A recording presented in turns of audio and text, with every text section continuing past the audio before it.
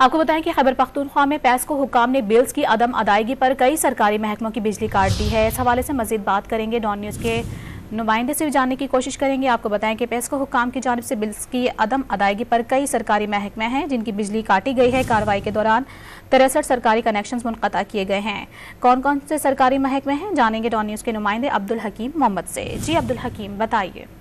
ये जी बिल्कुल, पेस्को हुकाम ने पुलिस की मदद से मुख्तलिफ महकमों के खिलाफ कार्रवाई की है और खैबर सर्कल जिसमें पिशावर, नौशेरा और कुहाट के इलाके शामिल हैं, वहाँ पे मुख्तलिफ महकमे जिसमें महकमे तालीम, WSSP, महकमे सेहत और दीगर सरकारी महकमों जहाँ बिजली के बिल जमा नहीं कराए गए हैं, कई अरसे से और नादहिंदा है पेस्को के, तो उनकी बिजली काट दी गई है।